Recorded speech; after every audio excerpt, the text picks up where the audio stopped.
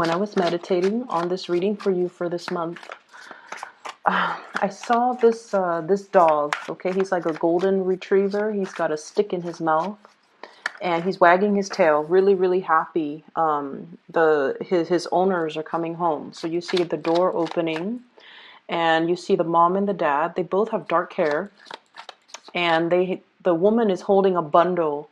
It looks At first it looks like a baby, but it's not a baby. It's a new dog. It's a new puppy. So it's a puppy golden retriever. And the mom and the dad, they're like doting on this new puppy, while the bigger dog, the big golden retriever, has a stick in his mouth. He wants to play. He's so excited to see his masters, but they're not really giving him any attention. He keeps wagging his tail, trying to get their attention. And then he gets a little bit dejected because they're so immersed in this new puppy that they're not really looking at him. And then he stops wagging his tail, and he just kind of takes back the stick in his mouth and kind of walks out into the yard and just plays by himself. He starts digging. He starts finding new sticks. He starts finding bones that he has buried. He starts finding food that he has buried in the yard. And he's just having a really grand old time in the yard. Okay? Whenever I see imagery of animals, and in particular like a dog, it denotes like this unconditional love, this unconditional loyalty that we have towards another person. Okay, so I feel like there is a situation where you have been very, very upfront, very loyal, very unconditionally doting on, loving on, and potentially I'm feeling very faithful, loyal, and honest to a situation. You brought your best to the situation.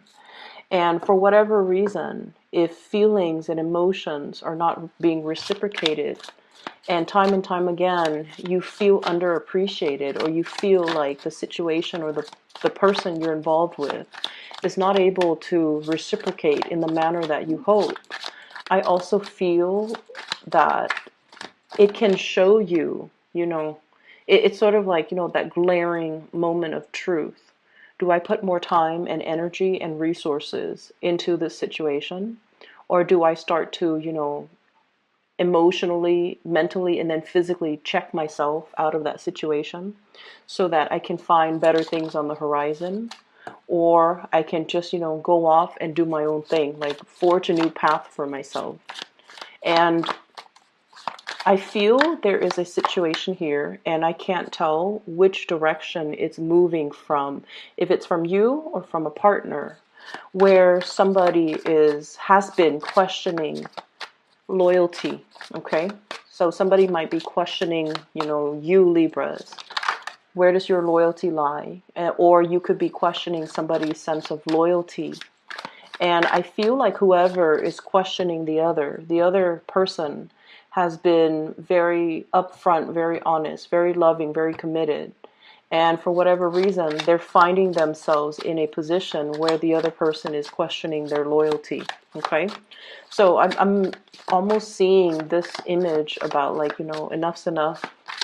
I'm going to give my loyalty to somebody that is worthy and deserving of it. Okay, so there is a little bit of finality coming through where you start to see a situation for what it is, and you start to see the balance in the give and take and the amount of devotion. Librans in general are very, very sensitive when it comes to imbalances, unfairness, lack of justice in a situation. And so I feel like you have been questioning things. And I feel like the month of March is pretty much about what do we already know and how do we act on the information that we have already come to terms with. Okay? It was a very revelation-induced type of a month. And these are like major epiphanies, major awakenings, major sense of realization coming to light where if we've been wondering, if we've been questioning things present themselves or play out in a very physical way. And it gave us the confirmation that we need regarding how other people have been treating us, how we are seen by other people around us, and whether or not we want to revamp our image, or whether or not we can say, you know, scrap that. I don't really care to revamp my image to people or with people that are not really deserving.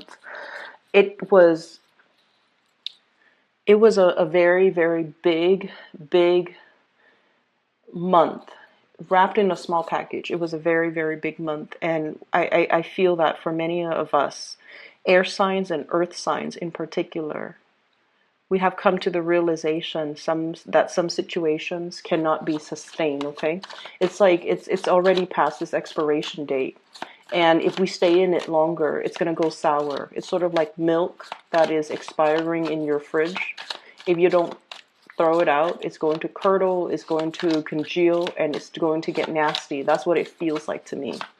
And so we want to stay ahead of the energy and figure out what's no longer working, and not lie to ourselves, and stay invested in the situation, trying to tinker with it, trying to tweak it, trying to work at it, or trying to fix it. I feel like some things just are meant at this point to kind of be left alone so that we can shift forward to better energies, okay? So let me just talk about the cards that are coming out. First of all, we have a couple here. And I'm going to read them in the way that they came out. So we have here the Queen of Wands, fire sign, King of Wands, fire sign. So fire energy, Sagittarius, Aries, or Leo. The fact that the couple came out like this, I feel like this is quite a powerful couple, okay? These are very like extroverted, people-oriented court cards. So what it means is they're very, very financially well off, okay? So she makes her money, he makes her money. If you're dealing with same-sex couples, I feel like, you know, both parties make money. They might be in the creative industry. They might wield a lot of power.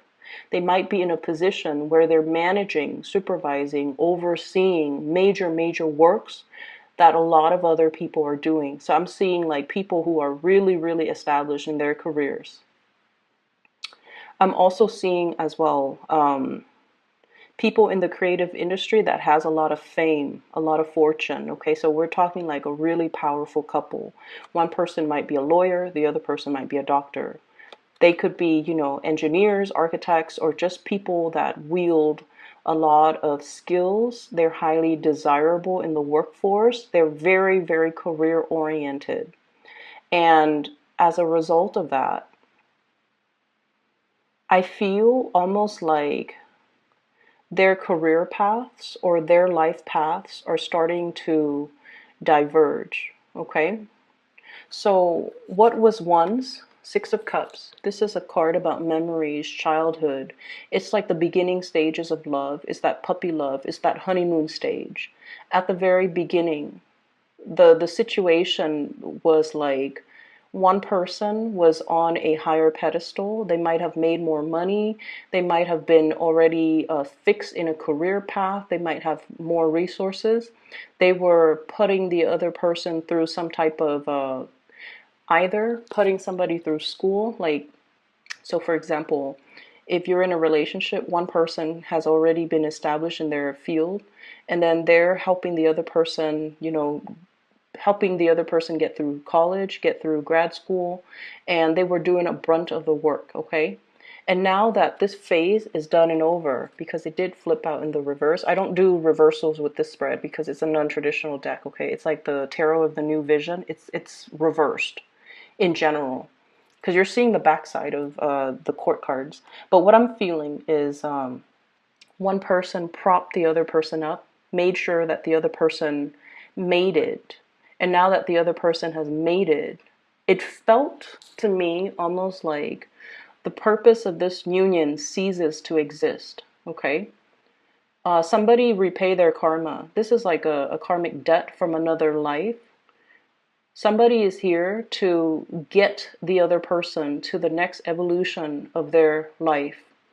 And once that purpose has already been reached, the relationship has outgrown its purpose. Does that make sense? That's what I'm feeling here with this power couple, with these two energies of people who are now at a point where they have different goals, okay? And then I also feel like if you have children, and I feel like you very well might have children with one another. If you have children, one person, I feel this emotional distance. And I feel one person is pouring their love into children, okay? The children are, it's kind of like the reason to be, the reason why we are not splitting up, the reason why we're still in this together. One person is very much focused on the kids and possibly pouring their love and their emotions on the kids. And then the other person feels a little bit left out, like that golden retriever, feeling left out because there's a new puppy in the house now. And one person, look at the couple on that chair, okay? Wants the old connection back, wants the time back, where it was just us, where the kids weren't in the picture, where we were, you know, newly in love, newly engaged, without the responsibilities. And then the other person, their focus is very much on child rearing, on parenting, on, I guess, like maintaining the household. And as a result of that, I feel like there is this emotional rift between two people. One person wants more love in the relationship, and the other person is so bogged down with parenting that they feel like their partner is demanding too much of them. And so it's hard to really balance the relationship. For those of you who have children, I feel like you have to take extra care with your relationship partner if you want the situation to turn around for the better. And then for others, I feel like there definitely is a karmic relationship here that has kind of served its purpose, and it's time to go your separate ways because you're either not in love with each other anymore, you care about each other, you have fond feelings for one another, and there's this immense sense, once again, of loyalty where you helped me get to where I am right now, or I helped you get to where you are right now. And we've had like too much of a history together. So let's just ride it out. But I do sense this emotional distance that's not really allowing the relationship to come together. And you're going to have to, you know, go your separate ways. There are a lot of things here that indicate to me major transitions and changes that are coming in when it comes to your emotional state, okay? At the very beginning stages of, like, you know, puppy love, that honeymoon stage, we can deal with a lot of annoyances in the other person. We can tolerate a lot in the other person.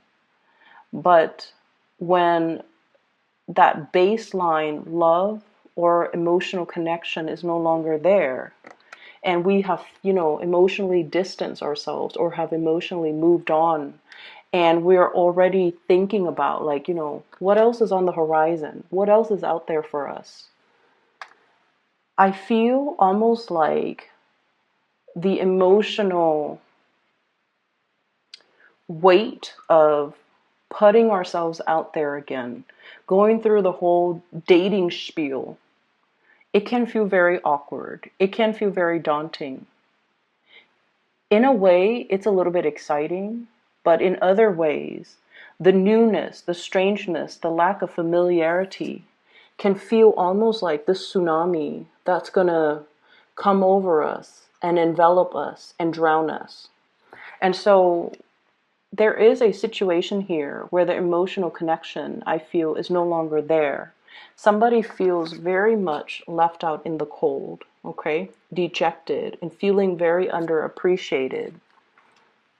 And then as a result of thinking about and projecting, what is my single life going to look like? On the one hand, there are a lot of options. On the other hand, I'm going to have these awkward conversations like, you know, I have to find a new partner that's going to be accepting of my kids. I'm going to have to, you know, divvy up assets. We're going from a 10 Pentacles to the Five of Pentacles. Divvying up assets, having to go out on the dating world, having to make sure that you're comfortable with blended families, having to make sure that the people that like us are also welcoming of our children, of the whole blended family situation. And so I feel like you want to act, or somebody in this situation wants to act, wants to leave, but the future on the horizon looks a little bit scary, okay? You see that big wave, and you see this man floating in a chair. It's almost like an SUV. When you turn, when you make really sharp turns, you topple over, and that's what it feels like. He's on this high chair, and this wave is coming in. That boat is barely surviving the wave, and he's anticipating, like, am I going to get knocked over? Am I going to sink because the chair is made from stone, right? So a situation is really, really scary, and you might have been very afraid to leave the situation. But I feel like you're determined, and you're making up your mind that you're going to go forth and prosper, because whatever is happening here is just not as tolerable. And what I feel happening here is you are going to work up the courage. You're going to gain that strength. And you're going to be pretty much resolute, not only emotionally, physically, overcoming these fears that you have in your head about what the next phase of your life is going to look like, but you're going to take the plunge and you're going to move forward. For some of you who might be dealing with a fire sign, Sagittarius, Aries, or Leo, and especially if this is a romantic partner, this can be their sun, moon, or rising. I'm sensing as well, okay? I feel like, there's definitely a need to re-examine a relationship. I feel a sense of defensiveness. And I feel almost like they're holding back a lot. They have a lot that they want to tell you, but the moment is never right. They have a lot of, I'm hearing like grievance. Anytime we're dealing with another person, okay, there are things that they're going to do that always ticks us off. And there are things that we do that we might not be aware of that ticks them off. And when we're dealing with another human being, and especially if they're a different sign than us, the ways in which we communicate our appreciation or love is always going to be different. And so I feel like somebody is really holding back information. Not that they're deceptive. I don't see deception in this spread. I don't see infidelity. I don't see cheating. I don't see any of that. But I do feel an emotional disconnect between a partner, a couple, a very established couple especially. And if you're dealing with a fire sign, I'm sensing, they might be wanting to tell you, hey, this relationship is getting a little bit stale. Let's stir things up. Let's try something new. Let's try to revive. Or they might be telling you, they might be feeling like a little bit left out. They might be feeling that your attention is elsewhere and not really given to them. So this could also be, if this is, not a long-standing relationship, if you're not in a long-standing relationship, and if you're dealing with someone who is of a fire nature, so Sagittarius, Aries, or Leo, I feel like they're getting ready to walk away because they feel like the appreciation is not there from your end. They feel like your focus is elsewhere. And they feel like, they want to move forward. And, fire signs are usually very expressive.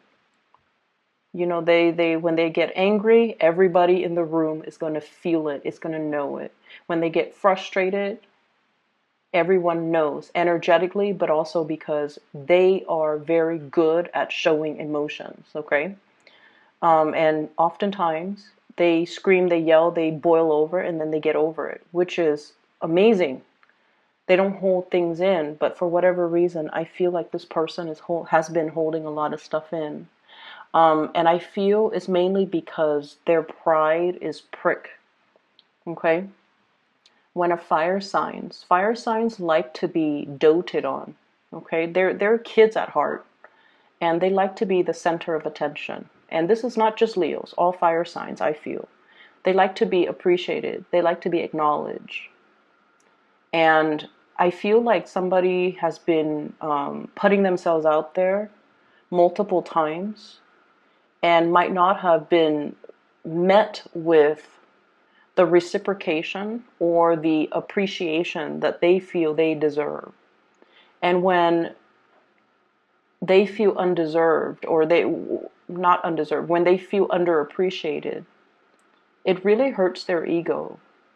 And I feel like, they're not going to sulk in silence. They're just going to bounce. They're just going to bounce into the next situation or go off with somebody else that will give them that attention, that wholehearted attention, and that will, give them what they feel they deserve. And like I said, it's not about infidelity. It's not about finding, a new young thing that they can get involved with while they're involved with you. It has nothing to do with infidelity or cheating or anything like that. It's just they're going to tell you, I'm out. And then that is going to give them leeway to look for other things that stirs their passion, or where they feel like the efforts that they put in are being reciprocated. So I do see an emotional rift here between two people. If this is something that you want to fix, I'm sensing it requires a lot of work. It requires a lot of courage to really, really be available and to be able to talk to this person. It's like, prying the answers out of the lion's mouth. Okay, lions are proud creatures. So it requires a soft touch. It requires finesse. It requires patience. And it requires coming from a space of wisdom, like this angel. She's got that infinity symbol. It's not about, who's right and who's wrong, or, coming in and just be like, stop acting up. Tell me what's going on. You have to approach this situation with a little bit of finesse, with a little bit of softness, in order to get this person to open up. So be very, very gentle and delicate. The person shows up as a king. And I feel like, in a way, it might be a facade. Okay, they're kingly in the way they make money, in the way that they rule people, meaning they can delegate, they can take care of business, they can bring home the money. They're very reliable. They're very intelligent. They're very much about, it's almost like somebody who has a really keen business sense, and they can spot the next opportunity, and they get in there and invest in that big opportunity because they understand it's going to pay out in the long run.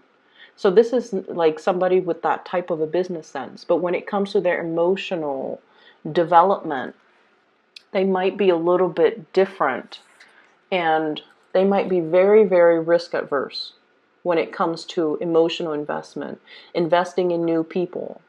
I'm seeing a situation here where there's a lot of sunk cost in a relationship. So like, I've invested all of these years. I've invested all of my energy. We've got kids together. We've got possibly, a house together. Our family knows each other. Holidays, everybody gets together. So the situation, there's a lot of sunk cost. And as a result of it, if we walk away from this situation that we have built up over many, many, many years, we can't really extract the sunk cost. It has already been sunken into this situation. If we were to part ways, if we were to leave, we both end up in this state of, deprivation. But staying in this situation also brings about deprivation. So I definitely feel there's a lot of push and pull here. Do I stay or do I go? Do I move forward, or do I, try to fix this?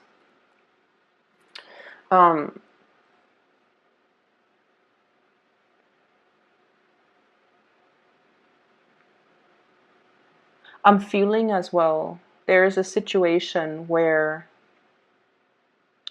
so I feel like you might be dealing with a partner, or you might be dealing with some major financial uncertainty in your life. Okay, so like you might be dealing with a partner who's facing a lot of financial uncertainty. And in particular, if it's a water sign too, Pisces, Cancer, Scorpio, okay? This is a person that is really looking at the waves that are coming in, and it's linked up here with the Five of Pentacles. So they're seeing a lot of financial uncertainty. You yourself could be experiencing this, and I feel like, you know, that lack of a financial foundation is creating a lot of anxiety within you, a lot of uncertainty. And so you're trying to find the quickest way. I'm sensing once upon a time, you might have been like, you know, very, very, you might have been like in that wishful thinking stage, or that I don't want to say wishful thinking because that sounds almost condescending, but I feel like you were that idealist. You were that person that's like, I want to major in liberal arts and I want to change the world, you know? Even though you knew the career prospects after graduation was not looking great, but you wanted to do it anyways because it was something that your heart was 100% in, right? Like it stirs your heart, it stirs your passion. But the reality of it after graduation was everybody with an accounting degree got jobs. Everybody with an engineering degree got jobs. Everybody with a finance degree got jobs. And those liberal arts major are just like, we're not able to find work. We're, you know, piecing together a lot of odd jobs in order to make ends meet. So I feel as if for many of you, you might feel almost like your financial future looks very, very uncertain because you pursued a career that really stirs your passion. But in the real world, in the practical world, your salary might not match up to your education. And now you're feeling like, what do I do now? Do I backtrack? Do I try to, you know, pursue a different course, like a different career path? Or do I keep going, embrace, and hope that something in the future is going to come into the picture? What I'm sensing is this is a situation that is really testing your faith, okay? And I want to say that I feel it is a little bump in the road. It's not indicative of your financial future. And I feel that prosperity is a place that we can start manifesting from, okay? So what I feel is this is a space that you want to be in. This is where you might be now. And if you're manifesting from this space of like, you know, losing your optimism, losing your sense of wonder, losing your passion because you're trying to streamline this process and expedite getting from a Five of Pentacles to the Ten of Pentacles, you have to manifest from this space. Meaning, really, really thinking about, you know, what do I need on a foundational level in order to make me happy? You can't be at a job that makes you miserable just to collect the coins, right? So I feel like somewhere along the way, you feel a little bit jaded and you feel almost like I took a wrong path.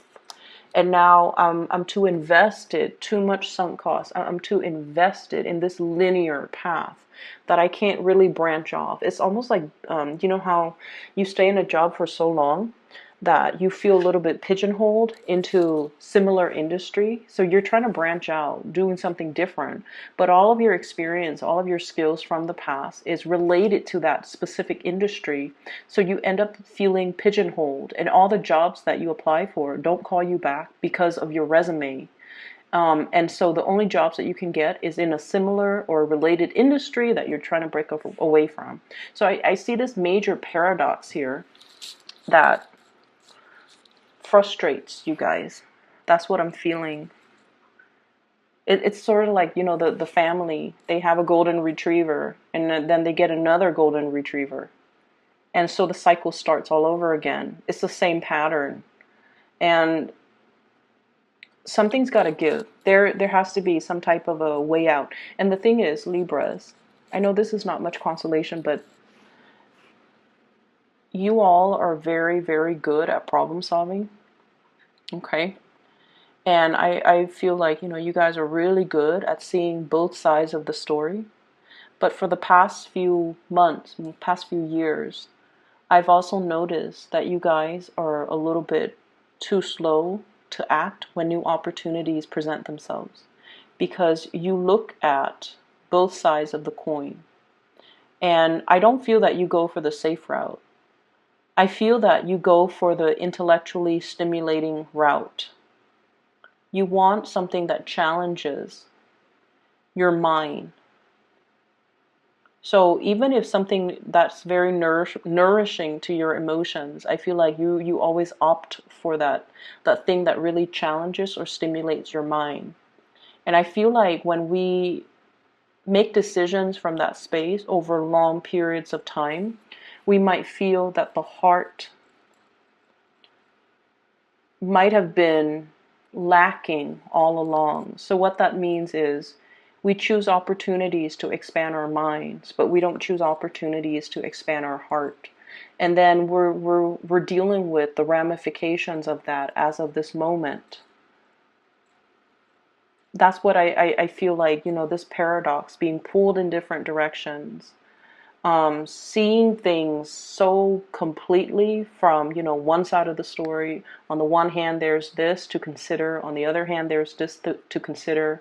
And so you kind of like go back and forth, you oscillate, and you never really make clear, concrete decisions.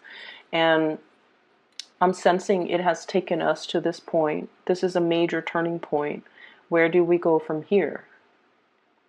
What do we do? Do we invest more time, more sunk costs?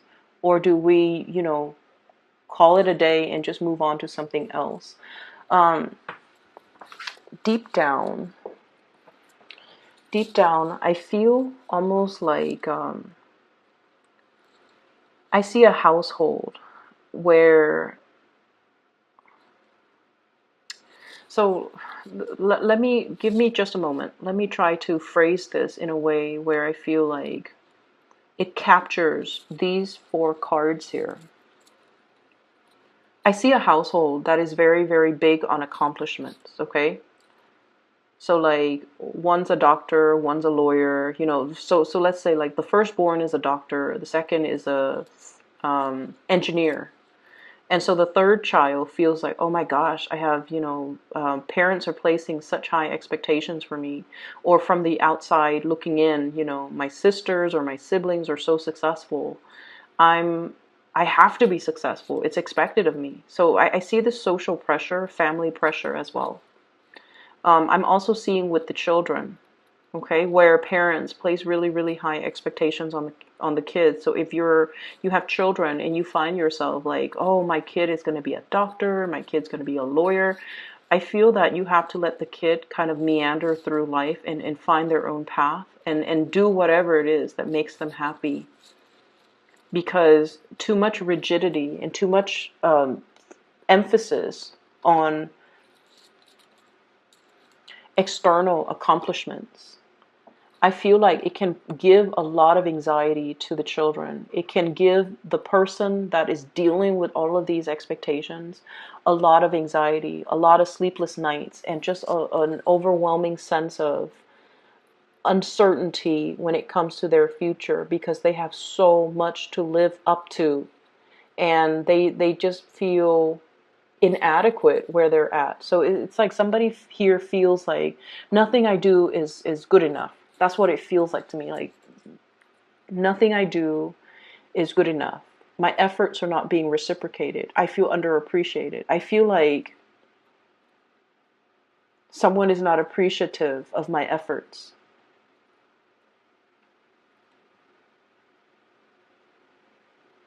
We also have a family here too. Queen of Wands, King of Wands, and the Page of Wands. A family situation where I feel like, if you have children and you are in the process of contemplating separation or divorce, this is a conversation that you're finding very difficult to tell the children. And I feel like the children might try to bring the parents together, might try to resolve conflict, might try to be the mediator, might try to play therapists. But therapists are supposed to be a neutral third party without hidden agendas. And I feel like you might be consulting people about the situations, and they see things in a more bias, with a more bias slant, and they're giving you advice that, you know, serves their own agenda. I mean, they could be the best people in the world, but I feel like they're seeing a situation through a biased lens, and they're giving you information based on their assessment, and it might not be appropriate for you. Okay, so for example, if you're dealing with somebody who came from a broken home, and you're asking them like, should I divorce or should I, you know, separate? They're gonna tell you, you know, I come from a broken home, and I turned out fine. So yeah, just go ahead, and if you're not happy, just divorce. Like, they're giving you a very superficial, but also a very biased perspective as to what you should do with your life. So I feel like the advice they're giving you might not be appropriate. This is definitely something that you have to kind of dig in internally in order to figure out. And the bottom line is, I definitely feel a connection that has already past its expiration date. And I feel like a relationship that has already passed its purpose, because two people have already made it. They needed each other to make it. They've already made it. And so right now, the relationship can exist, but I do feel it has served its karmic purpose. Okay? I'm going to pull out a few more cards for you, Libras, because I feel like this is not, you know, this might be for a few of you. So let me just see. 19. What is your advice?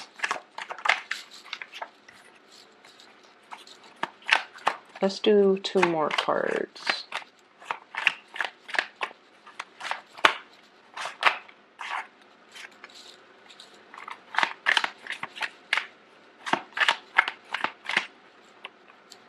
Okay, they're all in the reverse, so let's look at this situation.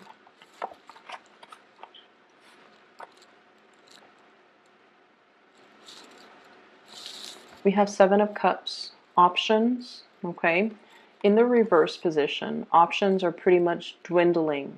We can't really sit around and mull over each single option anymore, mainly because I feel like you're coming across this energy that is very singular, that is very final. And it's pretty much telling you, you know, we've exhausted all options in the book, and we can't really revive it or bring it to life or fix the situation. We also have as well the Knave of, this is the Page of Swords.